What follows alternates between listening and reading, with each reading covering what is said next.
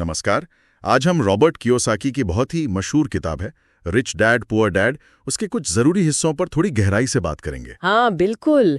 इसमें वो दो पिताओं की कहानी है ना, एक जो खूब पढ़े लिखे थे पर पैसों की तंगी रही हमेशा, और दूसरे वो 8वीं पास थे बस, लेकिन हवाई के मतलब सबसे अमीर लोगों में गिने जाते थे। यही विरोधाभास तो पूरी किताब का सार है एक तरह से। हाँ, कि हमारी जो आम पढ़ाई लिखाई है वो शायद असल जिंदगी में पैसों के मामले में हमें उतना तैयार नहीं करती। बिल्कुल, स्कूल में हमें ये सब कहाँ सिखाते हैं। तो आज हम कोशिश करेंगे कि इस किताब से जो पैसों की सोच है और संपत्ति कैसे बनाई जाए, इसके कुछ खास सबक निकालें। हाँ, चलिए देखते हैं। तो सबसे पहली बात, और शायद सबसे चौंकाने वाली भी लगती है कई बार, कि पैसे के लिए काम मत करो, पैसे से अपने लिए काम करवाओ। हाँ, किताब इसे रैट रेस कहती है, चूहा दौड़।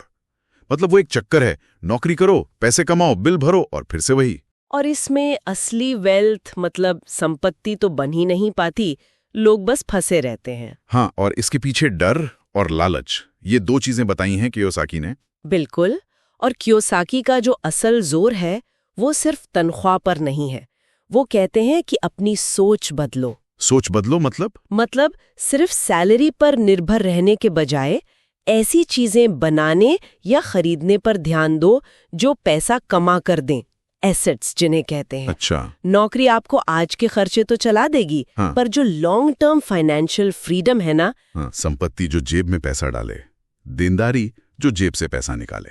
सुनने में कितना आसान लगता तो है, पर असल जिंदगी में हम अक्सर जैसे घर या कार, हाँ, उन्हें संपत्ति समझ लेते हैं, जबकि वो लगातार पैसा निकाल रही होती हैं हमसे। Maintenance, loan, EMI. बिल्कुल। और इसी समझ की कमी को पूरा करने के लिए कियोसाकी कहते हैं खुद को सिखाते रहो। किताबें पढ़ो, सेमिनार जाओ। हाँ, बाजार को समझो। सिर्फ परिभाषा रटने से नहीं होगा। अपनी खुद की फाइनेंशियल सिचुएशन को देखो, क्या चीज पैसा ला रही है, क्या ले जा रही है। सही। असल लक्ष्य तो यही है ना, कि ऐसी संपत्ति जमा हो जो आपके लिए काम करे, जब आप सो रहे हो तब भी। सही कहा। और इसी से जुड़ा उनका तीसरा पॉइंट है, अपने काम से काम रखो। ये सुनने में थोड़ा अजीब सा लगता है पहले। हाँ, इसका मतलब क्या है? इसका मतलब ये नहीं कि दूसरों के काम में दखल मत दो।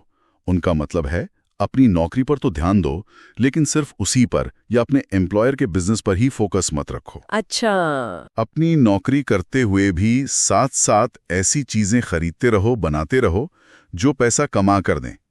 मतलब अपना संपत्ति वाला कॉलम भरते रहो। हाँ, तो यहाँ अपना काम या अपना बिजनेस का मतलब है आपकी संपत्ति। हाँ, जैसे रियल एस्टेट हो गया, स्टॉक्स, बॉन्ड्स या कोई छोटा मोटा साइड बिजनेस भी हो सकता है। यही आपका असली बिजनेस है जो आपको फाइनेंशियल फ्रीडम देगा। और आपका पेशा आपको सैलरी देता है, पर आपका असली बिजनेस आपकी वेल्थ बनाता है। दोनों अलग चीजें हैं। ये बात बहुत जरूरी है समझने के लिए। अच्छा, एक और सबक है जो आम सोच से काफी अलग है। सीखने के लिए काम करो, सिर्फ पैसों के लिए नहीं। कियोसाकी कहते हैं कि जॉब्स को सिर्फ सैलरी का जरिया मत समझो। ऐसी जगहें चुनो जहां कुछ नया सीखने को मिले। जैसे sales, marketing, communication skills, management, ये सब। भले ही शुरू में सैलरी थोड़ी कम क्यों ना हो। हाँ, ये बहुत गहरी बात है।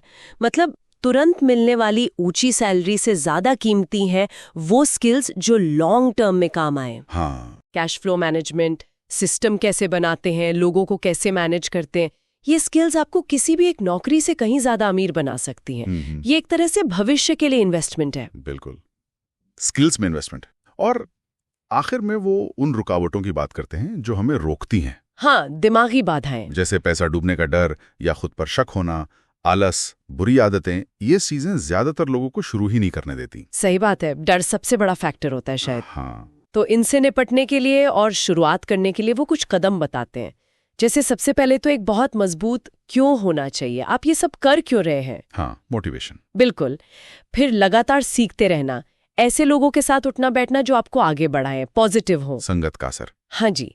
और एक बहुत जरूरी बात, पे योरसेल्फ फर्स्ट। मतलब कमाई का कुछ हिस्सा सबसे पहले निवेश के लिए अलग रख दो, खर्च करने से पहले। हाँ बिल्कुल।